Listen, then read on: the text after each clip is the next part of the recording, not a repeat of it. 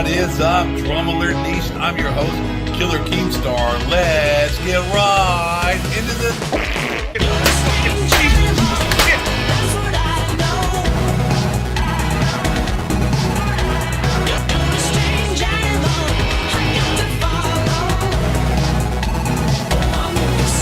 Hello, everybody, and once again, it's yours truly, Hudson, bringing another Call of Duty video straight from me to f***ing you guys out there. If you enjoyed the video, take your giant out of your pants and smash the shit out of that like button. Very much appreciated. If you ladies out there watching the video, hey, just whip out a and just like flop them on the like button. Make sure you're careful with your aim and don't hit that dislike button. I'd appreciate that, or whatever. You know what I'm saying? Hey, man, if you're willing to whip these out for me, then hey, all the best. I appreciate it. Love you guys, dude. I need to shave my head. The hairline is looking really horrible. I just want to say I'm gonna keep it going. I look a little bit like Hudson.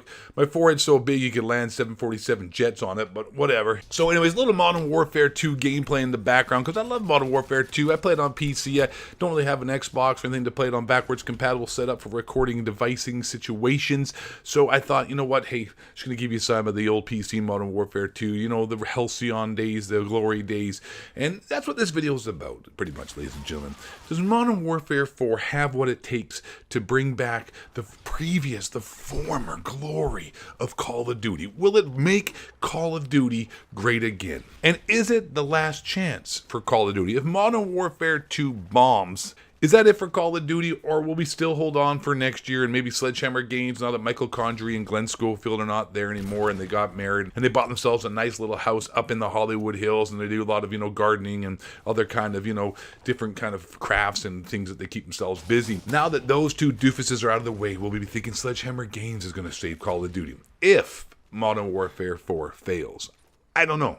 I mean, anybody watching this video, or the most of you watching this video, still love Call of Duty deep down inside. Okay, this sounds like some kind of freaking... Let's put some music here to match this, what I'm going to say. Let's put some freaking sentimental type, you know, real emotional music behind there. Okay, here we go. Anybody who's watching this video, you know you still love Call of Duty deep down inside your heart, and you hope that one day it can ignite the passion and excitement and the love that you once had for this game and this franchise, and rekindle and turn that little candle that's still burning for hope for this great game into a blazing bonfire of nothing but pure emotion and happiness. The Call of Duty Modern Warfare 4 will rekindle and will reignite, and now I'm turning into, I'm turning into the Randy Man Macho Sandwich. Oh yeah, you listen here, Activision, you out there sons of bitches, and you want me to give you the backhand smack, you better not mess it up. Go, yeah, you better not turn it into a freaking microtransaction, pay to win Call of Duty.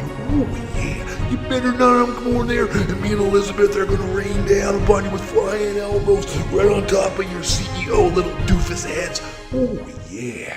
But there's a few things that keep Call of Duty relevant, that keep Call of Duty still exciting, and one of the main things is the gun action, how it feels, the heptatic feedback, the feeling you get that no other game can still simulate. Apex Legends, I was talking on Twitter about this, was close. It was really close, right? The way if you played Apex Legends, the heptac feedback, or what do you want to call it, the guns killing, the way the guns felt, the actual shooting mechanics, they were pretty damn close. They were pretty awesome. But that game's dead because Respawn messed up and didn't have solos and duos and just pretty much had no content, and people lost interest, and it's also only a BR, and that's one of the main reasons it's not actually a multiplayer.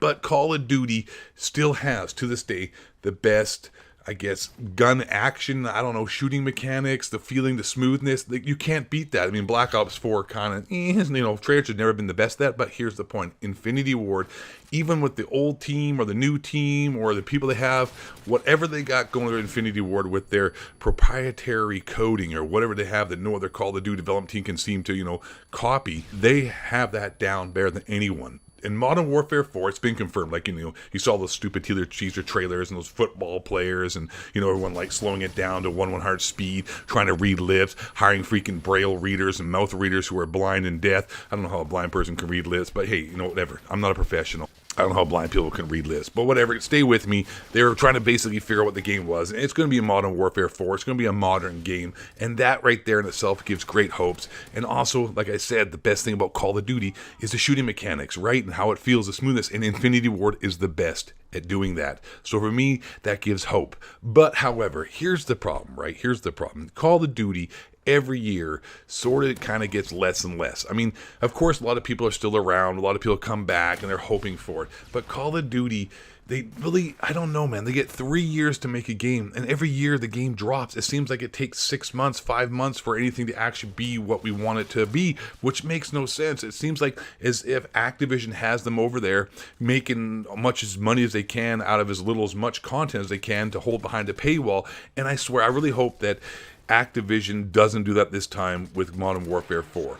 Infinite Warfare, in my opinion, had the best microtransactions and the most fun, the most DLC, the most guns, the best way of earning guns with the salvage. I mean, of course, there was also guns behind paywall, and that's just how it's going to be, I think, for Call of Duty from now on. You just sort of have to get with times. It's either like, you know what, you just deal with it and you do the best you can. I know, hey, trust me, this is crazy, right? Being positive for a second. We just accept it's how it's going to be and hope for the best. But every year it's funny, right? Like, I am known for being very critical of Call of Duty, but every year, you know what, we get our hopes up because, like I said at the beginning and in the middle of this video, Call of Duty still does the shooting better than anyone else. And if they could just not mess it up, which they just seem to be doing all the time, it's just like they try to always, change it up and try to, elaborate on the way the game was and try to innovate and do all kinds of crazy stuff. And they don't even need to do that because it's been so long since we've had like a Modern Warfare 2 or just a regular Black Ops 2 or Black Ops 1 or Modern Warfare 3 game,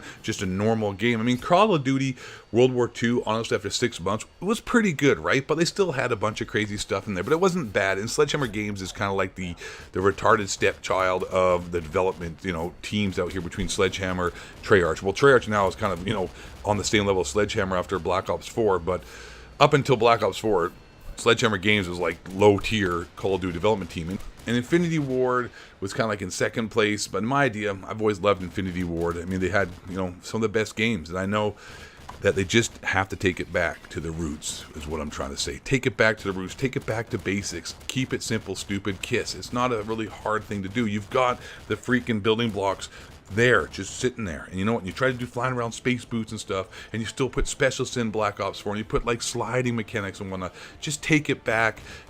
Try to, implement the best of what we have now and the best what we had back then. And I think if you did that with Modern Warfare 4, you'll have a great game.